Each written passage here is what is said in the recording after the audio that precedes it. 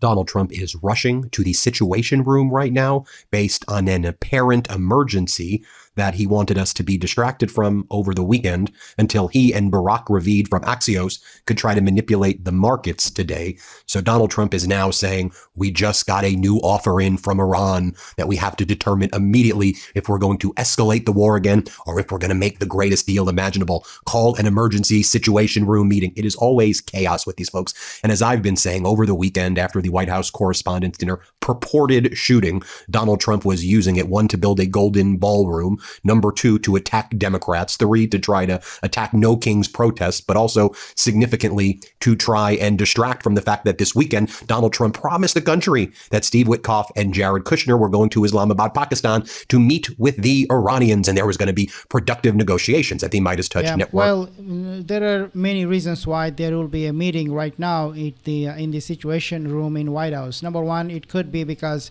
as we have known, Abbas Araghchi of Iran foreign minister, he is actually now in Russia. It is possible that he is convincing Putin to take action against Israel or United States for their blockade in the Strait of Hormuz. It is possible. But what I think is happening is Mossad is calling this emergency meeting because a few days ago, the Israeli Minister of War, Israel Katz, he said that we are waiting for the United States to give us a green signal so that we can start war with Iran.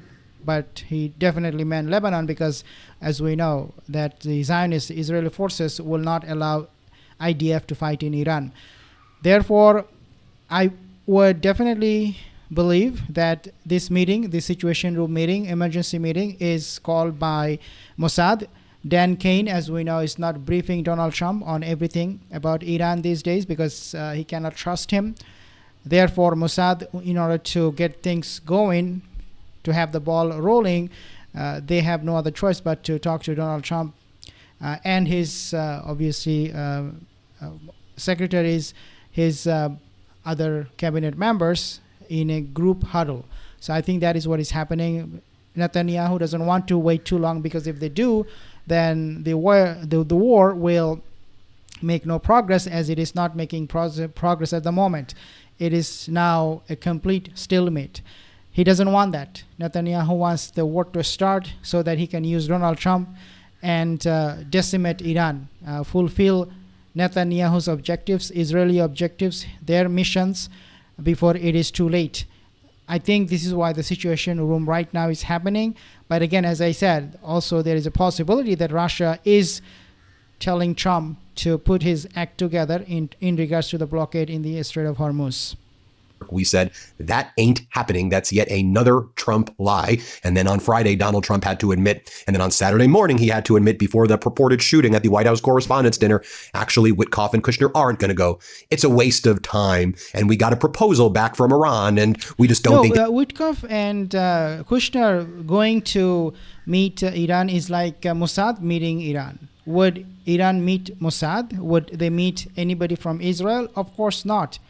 Number one. Number two is, why would they take any chance meeting these Mossad agents, Witkoff and Kushner, when they know their location could be compromised at any moment? That could be given to Mossad, and the next thing they know is Mossad is blowing Iranian delegations up, just like they did with Ismail Haniyeh, just like they did in the last 1 year twice. Literally, that's what they have done. Why would they trust and sit with Mossad agents, Kushner and Steve Witkoff? Doesn't even make any sense. But definitely, you have to understand, Trump here, his ego is playing. His ego is dictating. He wants Kushner to go. He doesn't want J.D. Vance to go for some reason. Even though United States officials, they have said over and over again that J.D. Vance is going to Pakistan. Obviously, that trip did not happen.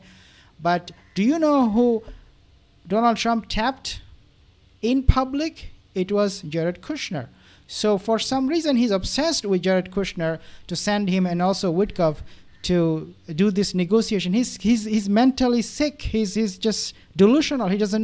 He can't figure things out the best way possible. It's just his ego. My son-in-law will go there, not J.D. Vance. Unbelievable, this lunatic.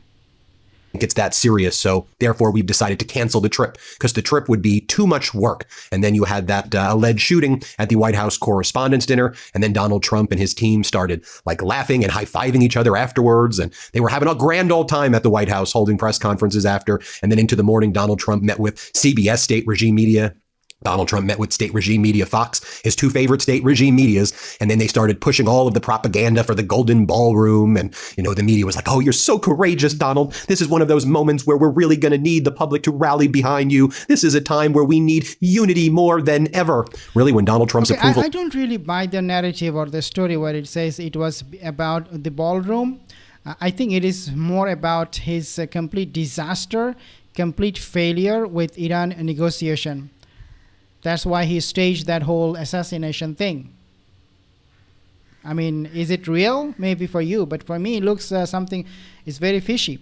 Donald Trump wanted this for a distraction, for his failed negotiation, and quite honestly, this was the biggest insult for the United States government when Iran said we will not negotiate, even though Abbas Araghchi, he was himself in Iran, could have done so, could have done the negotiation. Okay, maybe they would not reach a deal, but he could actually respect the U.S. decision to have Kushner and U.S. Officials coming over to Pakistan all the way from U.S. It's a long flight, 15 hours. But he did not even bother to dignify that. Just think about this, what kind of a disaster it is for the United States and its history. I don't think, I can guarantee this never happened ever in U.S. history that a foreign country will insult them in this fashion. Never happened, never. And now they have some other things, other nonsensical stuff to say, which is the pipeline blowing up things.